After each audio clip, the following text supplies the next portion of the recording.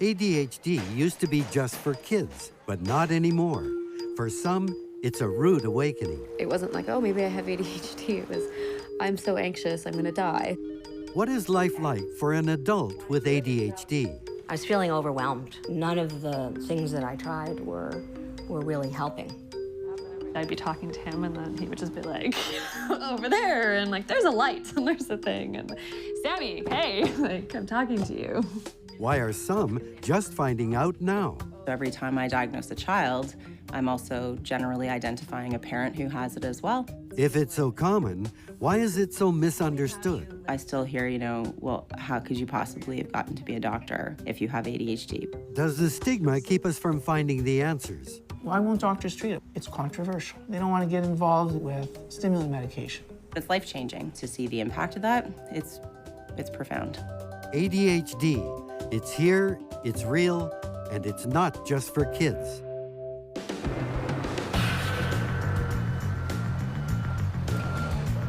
Okay. You know what? Let's put a 24 mil on. Can he keep them on the truck, or does he have to drop them off drop right and now? go. Did he look tough? He looked pretty tough. Right.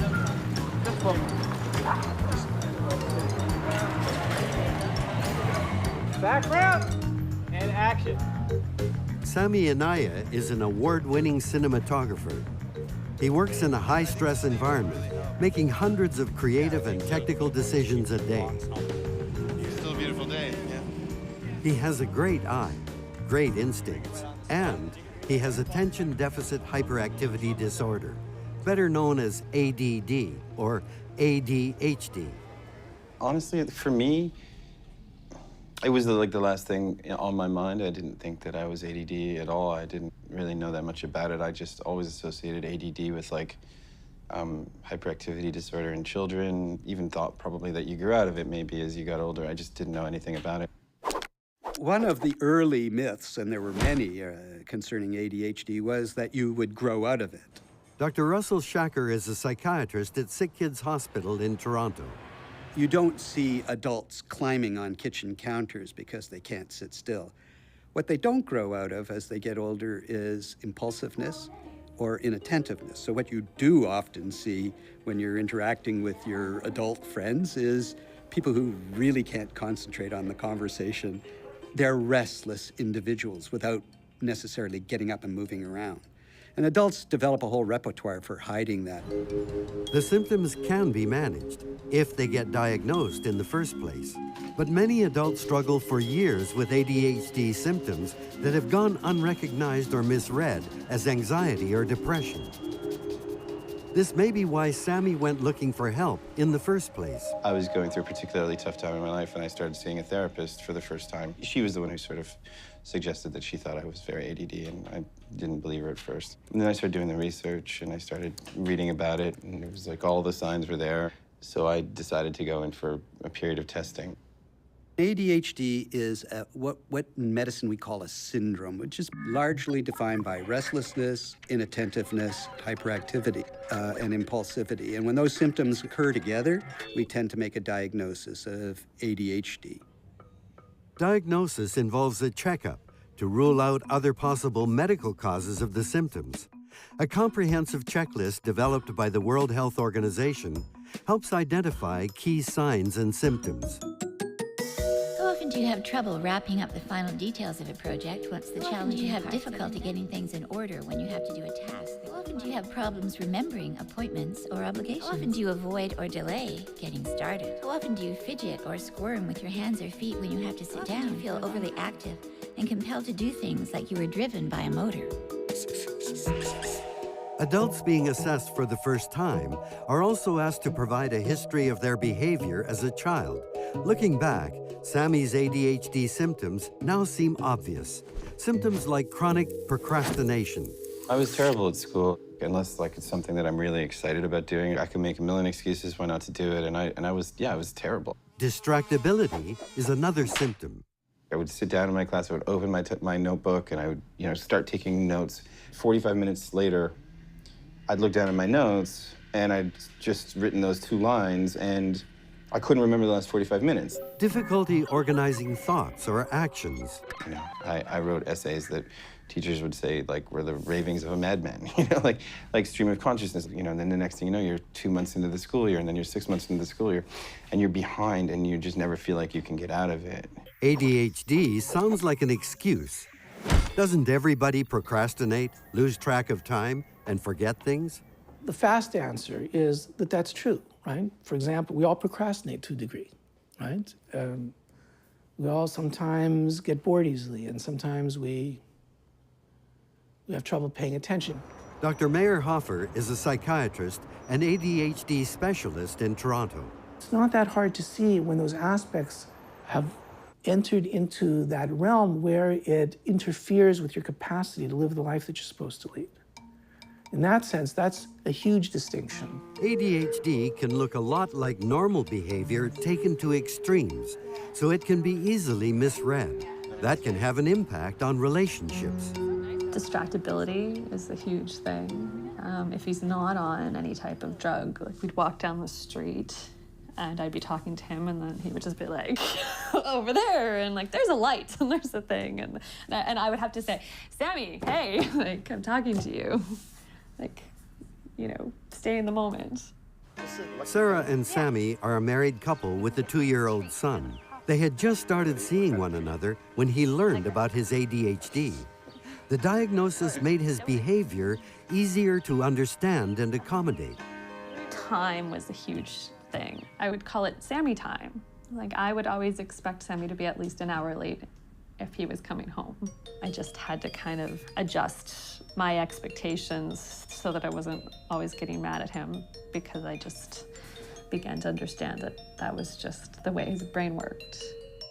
The cause of ADHD has been narrowed down to the pathway in our brain that helps tell us whether a behavior is rewarding, like food or sex, or something to avoid, like stress or danger. The transmitter that passes these chemical signals from one neuron to the next is called dopamine. Ultimately, it signals receptors in the brain to stimulate our executive functions.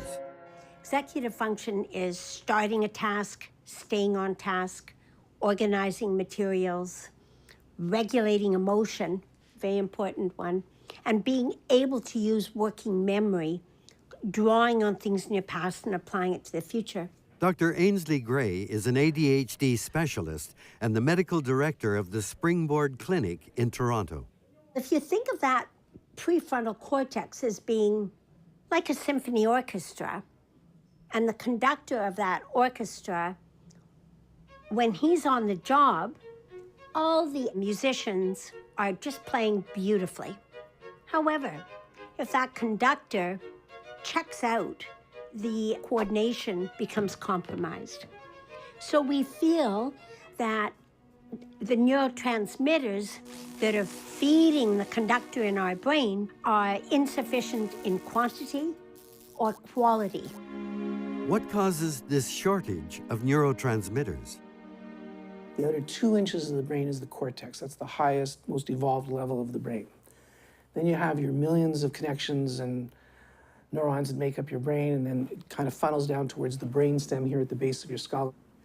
In the brainstem, if you will, you have a beeping mechanism which sends the signals from the brainstem up through the brain substance to the cortex to get the cortex up and running.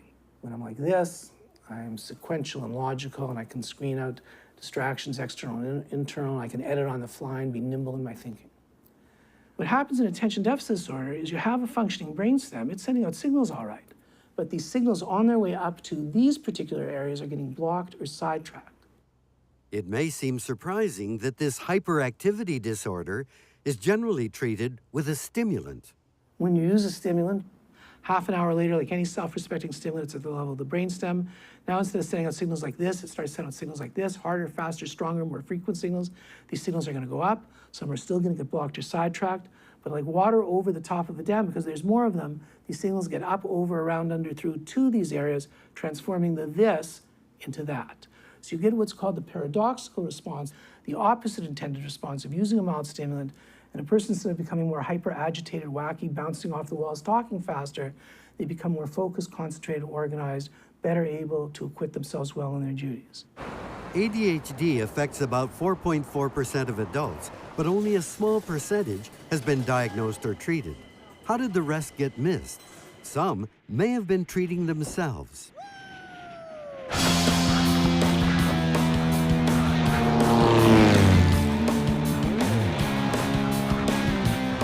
Adrenaline is an effective way to increase dopamine, so high-risk occupations like racing, firefighting, and emergency response are all magnets for thrill seekers with ADHD. There are many public figures with ADHD whose fame and fortune came with a healthy dose of adrenaline. Sammy was fortunate to find a career that serves his ADHD well. That's my sweet spot. That's my comfort zone, like when I'm on set. And there's always problems and things that crop up that you have to deal with and address, like in the moment, make decisions on the fly. It's a pretty good job for somebody who needs something that requires him to hyper-focus. The most incredible thing about Sammy is he's the most calm presence on set. It's a total contradiction in a lot of ways to our home life. Here, let's take a look. Every ADD person in the world can pay attention. In fact, they have the capacity sometimes to be able to hyper-focus on things that they're able to be interested in, oftentimes to the detriment of all the other things that they're supposed to be doing. What ends up happening is that you overwork, so you're not trying to solve the problems in your life. You're actually ignoring it, and you're using your work because that's the thing you're good at, and that's where you thrive, and you're just sort of like disregarding everything else, and so you're miserable. The constant need for an adrenaline rush can be downright dangerous. It can lead to addictions to shopping, food, sex, gambling, drugs, booze, and especially tobacco. While 20% of the population in North America still smoke, for people with ADHD, it's closer to 40%, double the rate. What's going on? We were really struck by this ADHD smoking link, so that we wanted to know what nicotine can do in individuals with ADHD in terms of symptom reduction, and also what it can do in terms of emotional regulation. To learn more, Dr. Jean Garrick launched a study of smokers who also took ADHD medication. But the study almost didn't get off the ground. It seemed like there was nobody out there. They would either smoke cigarettes or take stimulant medication, but not necessarily take both. The volunteers they eventually found wore nicotine patches for 2 days and placebo patches for 2 days. Electronic diaries prompted them every hour to document their own ADHD symptoms. A blood pressure monitor kept track of physical activity and stress levels. The final data confirmed Dr. Garrick's suspicions. Nicotine reduces ADHD symptoms. That's because, unhealthy as it is, smoking acts like many ADHD medications. It raises dopamine levels. This is what we're expecting to see. What was a surprise to us was that nicotine also reduced anger, nervousness, and stress ratings in individuals with ADHD. Teenagers with ADHD are twice as likely to take up smoking as their peers, and they tend to begin at a younger age. So what effect could smoking have on identifying ADHD in the first place? Nicotine use can cloud the recognition of ADHD symptoms in a way that the person may not remember having any ADHD symptoms whatsoever because he's continuously self-medicating with nicotine. 6 out of 10 Canadians who ever smoked have now quit. How many might have been self-medicating undiagnosed ADHD? Before he was diagnosed and treated, Sammy occasionally smoked, and he found other coping strategies to get by. But they were never quite enough, and things didn't get any better as he matured. They got worse. As you get older, and you have problems, and you still have that same brain, and it's still got all this stuff that needs to get processed, and it goes on and on and on, and it's just it becomes crippling, it becomes crushing, and I'm not making any excuses, but you just start making really bad decisions, and in a way, your life starts becoming not a really great place to be. It's such a hugely important societal health issue. You know, now if you're not able to compete in a tougher world, and ADD people find it harder and harder and harder to compete, it's a disaster for people. An adult with undiagnosed and untreated ADHD could be in for all kinds of problems with work and finances, relationships and marriage, substance abuse, eating disorders, unsafe driving, and problems with the law. Dr. Lynn Stewart is a psychologist who helps evaluate mental health programs in Canada's federal penitentiary system. So in 2011, we did a study on all incoming federal offenders to the Correctional Service of Canada. They were screened for ADHD. We found that 16 to 17% would have achieved a diagnosis of ADHD, and a further 40% would have had at least moderate symptoms of ADHD. It's estimated that 5% of adult males worldwide have ADHD. Why are the numbers so much higher in prisons? I think failure of self-control defines criminality, or at least repeated criminality. And self-control problems are a major feature of ADHD. We found that those who had higher levels of ADHD had more misconducts, more transfers to segregation, and on release, they came back to custody faster and at higher rates. As a result of the study, all incoming prisoners to Canadian penitentiaries are now screened for ADHD. Those who are diagnosed get streamed into therapeutic programs. I think it's critical to identify it and address it early. I hear sometimes from the offender, like, what is wrong with me? Why am I doing this? I think it would be helpful for them to know that, and there's a way around that. Isn't ADHD already stigmatized enough? Is it really a go-to-jail card? I think it's important to say that most children who have ADHD won't go on to have a conduct disorder, and those who have a conduct disorder won't go on to have antisocial personality disorder. But that almost everybody who has repeated criminal histories has had a failure of self-control and probably would have earned an early diagnosis for ADHD. Is there a way to prevent ADHD? Some of the risk factors are out of our control, like family history. Every time I diagnose a child, I'm also generally identifying a parent who has it as well. And what role does gender play? ADD is like a big iceberg. And in that majority underneath the waterline, most of those are women. Up next, ADHD, gender, and genetics. As long as you can remember, have you had difficulty getting organized? Yeah, absolutely. Been a daydreamer, acted impulsively. Sarah and her husband Sammy both work in the film business, juggling the demands of career, family, and ADHD. Felt irritable, had problems remembering appointments or obligations, fidgeted or squirmed with your hands or feet when you have to sit down for a long time. Yeah, that's my husband, you know, in a nutshell. And he still has some difficulty with some of these things, even when he's on the medication. But with that said, like, I'm exactly the same way in a lot of ways, so it's very weird in that sense. We have to actually sometimes have to help each other. And Sammy's like, well, I think you're kind of a little ADD. And I'm like, well, am I? And where does it begin? And where does it become like just like an actual condition? There's a big difference between personality quirks and a condition like ADHD. It was once assumed that ADHD was just a boy's thing. That's likely because hyperactive boys are hard to miss.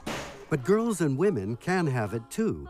They're just sometimes harder to spot. By and large, girls tend to have a subtler presentation of ADHD, so not necessarily the daydreamer, but difficulties with focus or attention or distractibility. Dr. Laura Gerber is a pediatrician and ADHD specialist. I might be looking at you. You may think I'm listening to you, but you might not realize that I'm totally focused on the buzz of the fluorescent light.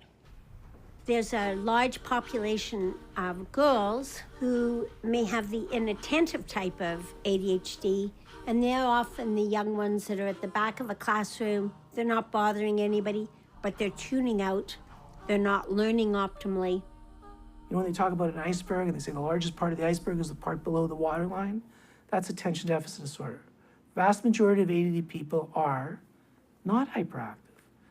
And in that majority underneath the waterline, most of those are women. For years, ADHD research focused mainly on males. The pool of research on females is slowly increasing.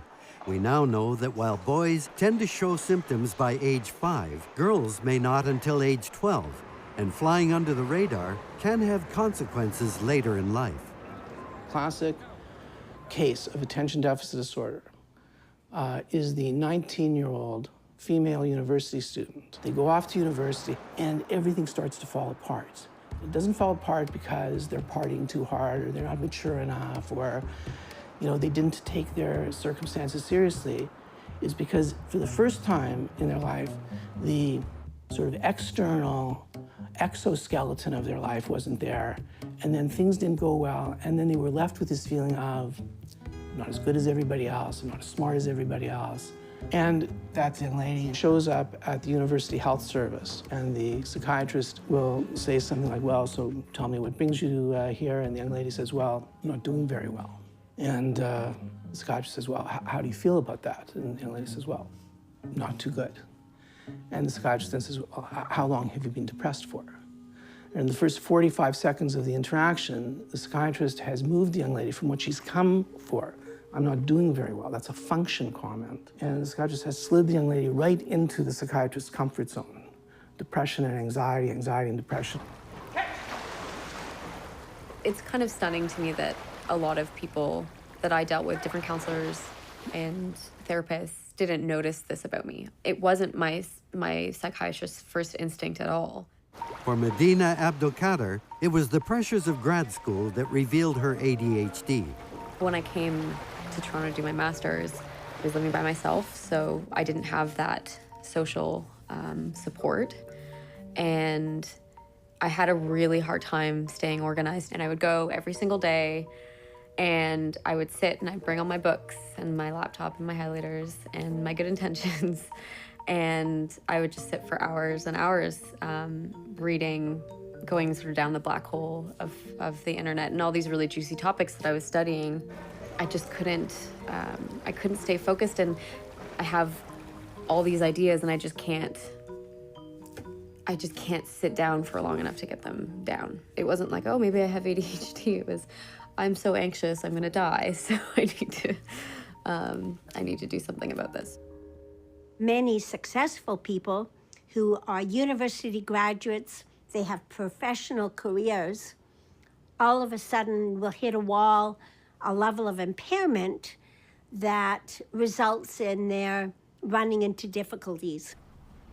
Susan Gottlieb's ADHD managed to fly under the radar until her early 40s, thanks in part to her first marriage. There was a lot of structure in my life for those 20 years or so. But when that was over, and things changed very dramatically, and children came into my life, and there was no structure, there was no plan. It worked, and then it didn't work. I felt, from a functional standpoint, that I couldn't do the kinds of things that I was always used to doing through just drive and willpower and intelligence. Okay, listen, I won't keep you, but I just wanted to talk to you. I think we should be buying something here. Susan works for the investment arm of a big bank. She's a high achiever and good at her job. But ADHD can stay hidden until you reach a tipping point. And certainly being on an antidepressant, for example, which is what one doctor recommended, that maybe soothed my stress, but didn't help me function better. And that's really what I needed to do. The medication is treating their mood or their anxiety, which is only a secondary symptom of the root of the problem being ADHD. Increasingly, both women and men have been discovering their ADHD in places like this, a pediatrician's office. So every time I diagnose a child, I'm also generally identifying a parent who has it as well. 95% of the time, that adult has not yet been diagnosed. So it's actually quite rare in my experience for an adult to say, yes, I was diagnosed as a kid. Yeah. Do you want this kind of spoon, Gracie, with your kiwi, or the other kind? The spark thing, this one. I'm somebody who has ADHD myself. I wasn't diagnosed until I was 31, so after I had finished medical school and residency, so a late adult diagnosis. All three of my children have it, and so I experience ADHD in the office all day long, and I live with it myself, so it's something that is close to home, I guess you would say. The tendency to develop ADHD can be inherited, but how does it start running in a family in the first place? Here in the Florida State Center for Brain Repair, they may have found the answer to this and other questions. To study a neurobiological disorder like ADHD, an animal surrogate is useful. Mice are good candidates. They share 97% of our genes. But how do you give a mouse ADHD? The same way that some humans get it. We knew from human studies that if a mother smokes, there's a higher risk of ADHD in their offspring. Smoking doubles the ADHD risk in humans. Dr. McCarthy and her team wanted to see if it had the same effect on mice. We expose a female mouse to nicotine for 3 weeks. We can easily dissolve it in drinking water of the mice. And then she's bred with a naive male mouse, and nicotine is ongoing during her pregnancy. So the developing brain is exposed to nicotine from conception until birth. Once they're born, they get tested to see if any of them have ADHD symptoms. We break down each of the ADHD symptoms like hyperactivity, inattention, impulsivity, and deficits in working memory. And we can test each one of those using our animal model. To test for deficiencies in learning and working memory, McCarthy uses this Barnes maze. It's a platform beneath a bright light and a noisy, clattering fan. There are 40 holes that a mouse might use to escape the light and noise, but only one leads to a quiet hideout under the platform. There are visual cues to help orient the mouse. For a normal mouse, it takes about 2 weeks of daily training to learn and remember the fastest escape from the noise and light.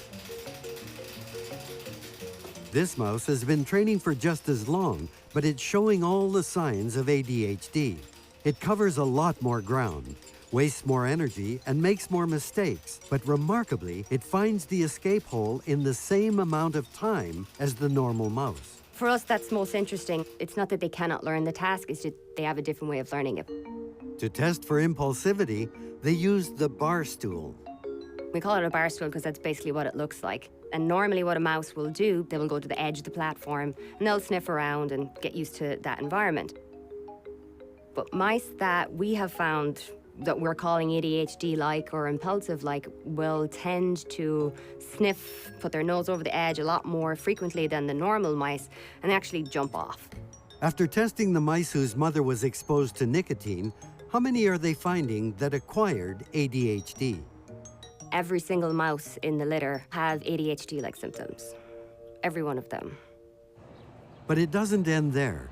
McCarthy and Dr. Pradeep Bide have uncovered disturbing new information about ADHD heritability. Some research we have now done that shows that the effects of prenatal nicotine exposure actually can be seen in multiple generations. In the 30s, 40s, and 50s, cigarette smoking was highly prevalent. In fact, some physicians would advise pregnant women to smoke cigarettes to deal with morning sickness, for example. So it's a sobering thought, I think, that we may be seeing some of those effects in the current generation. There may be a smoker generations back who has increased the ADHD odds in your gene pool. Could this be a permanent threat? Luckily, smoking is declining, so perhaps 2 or 3 generations from now, we may not see the effects of cigarette smoke exposure. However, there may be new environmental toxins or environmental stimuli that may produce these transgenerational effects that we don't even know about today. The search for new medical treatments for ADHD is part of a multi-billion-dollar industry. But there's an ongoing search for non-pharmaceutical solutions too, using coaching, behavior therapy, and even gaming. Contrary to what we thought, we actually make new neurons. You can teach old dogs new tricks. Next up, pills and skills. Whenever ADHD is mentioned, there's usually discussion about the medications and reluctance to use them. So when I see patients in my office, I say to them, the problem that you have has squat to do with illness. It has everything to do with function. No different than why a person wears glasses. You have a functional problem, you put your glasses on, it allows your perfectly healthy eyes the opportunity to operate at the peak of their intended biological capacity. All I'm going to be trying to do is put a pair of glasses, as it were, on the inside to allow your perfectly healthy, smart, capable brain the opportunity to operate at the peak of its biological capacity. These glasses for the brain are stimulant medications. They've been the gold standard for ADHD treatment for more than 50 years, so there's good evidence they're safe and effective for adults and children. But the increase in the number of children identified with ADHD in the past decade has set off alarm bells about the potential harms of overdiagnosing and overprescribing, especially in the US, where the percentages are the highest. But treatment doesn't always end with meds.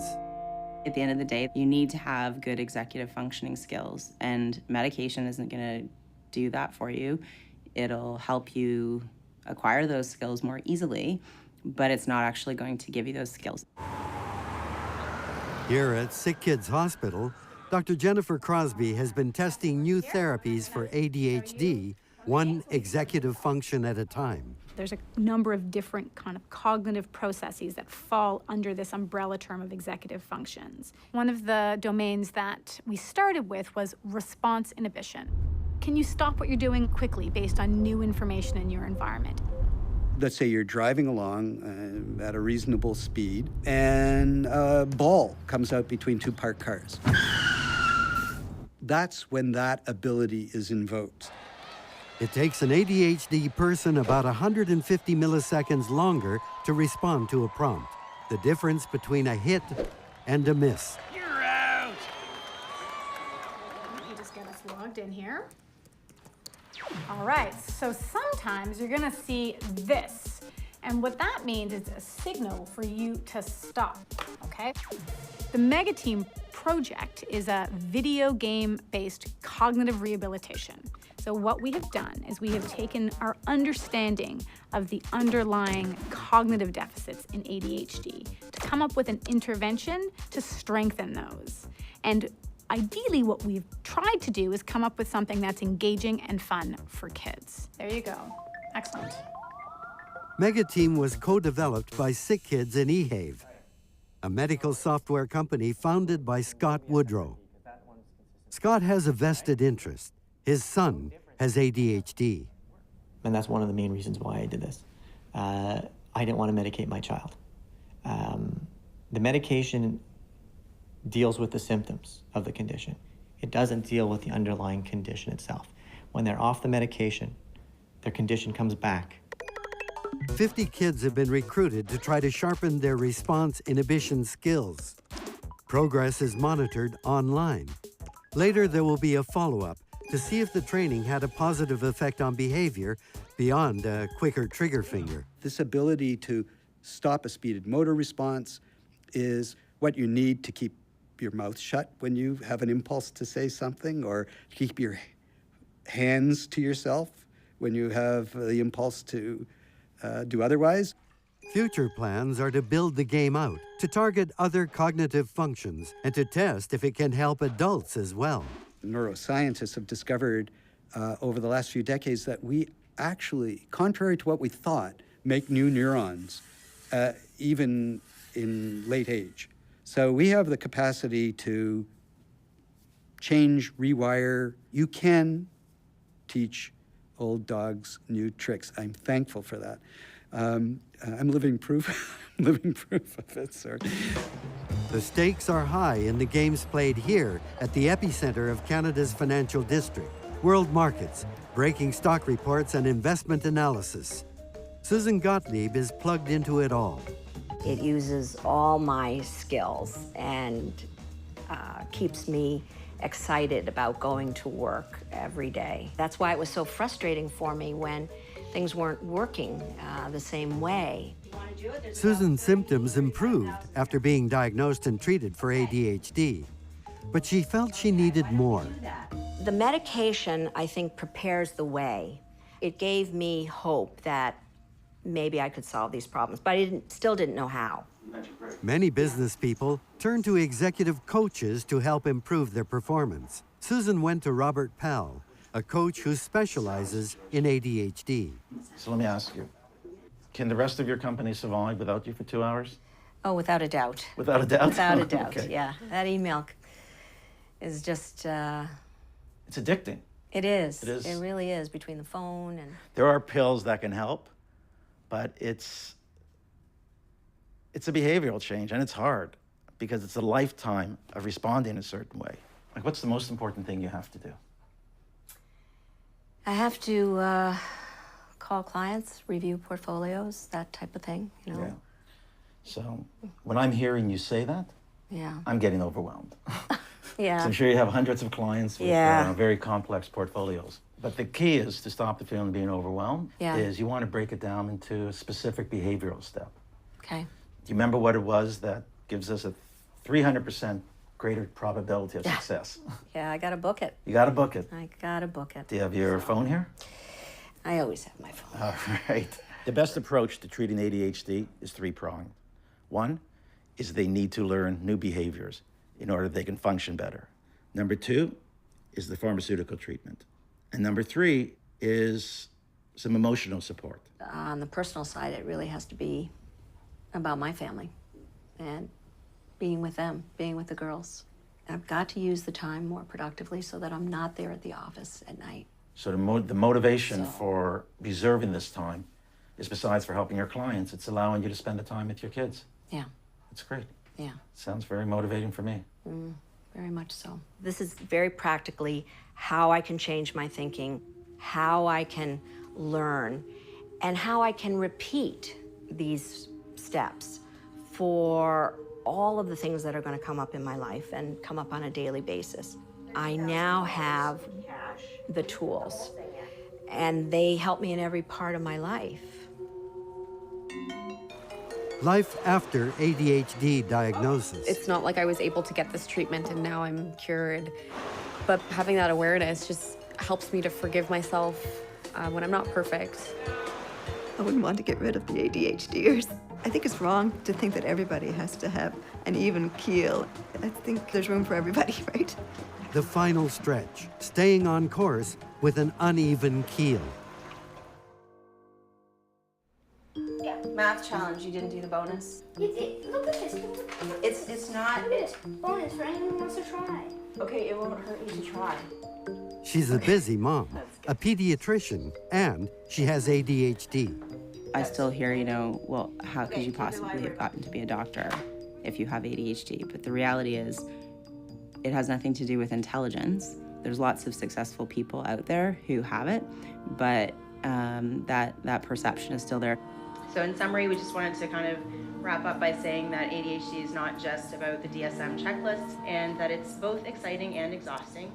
In what little spare time she has, Laura Gerber also gives seminars to other medical professionals about the signs and symptoms of adult ADHD. I mean, it came from a place of frustration. It was intimidating, I won't lie, because I know that there's a lot of them that have those outdated views that it's a childhood illness, and they've been skeptical about whether it's an issue for their adult patients and the parents that I've sent back to them. I've been very pleasantly surprised how well people have responded. Medina Abdelkader found help for her ADHD, medication, and movement. As a sport, rowing is incredibly technical, so I find that with other types of exercise, I can kind of zone out, but you can't with rowing. When you do, bad things happen. Keep your shoulders still. Your shoulders still. There was such a difference between pre-medication and post-medication. And so what that helped me to do is just sort of explain to myself what's going on and just kind of forgive myself for when it doesn't go perfectly. Because I'm like, okay, this is not me failing necessarily. This is just, one aspect of my life that I have to work on. And the medication helps with that, the exercise helps with that.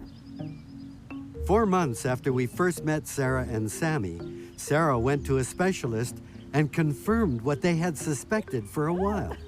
Sarah has ADHD. Yeah, the first thing I did was I called my mom and I just cried. Because I was like, it's been hard. Like, my life has been hard. Like, it's great now, but it's been hard. And I never quite understood why. It was so much more difficult for me than other people. This shows how you can run? Running! Before we even knew that I was ADD, I think we always knew that there was a really good chance that Khalil would be. We don't have any intention of really doing anything about it at the moment, other than just encouraging him and loving him and watching him develop. I think we'll just take it one step at a time. I think it's wrong to think that everybody has to have an even keel. The world is made up of a lot of different people.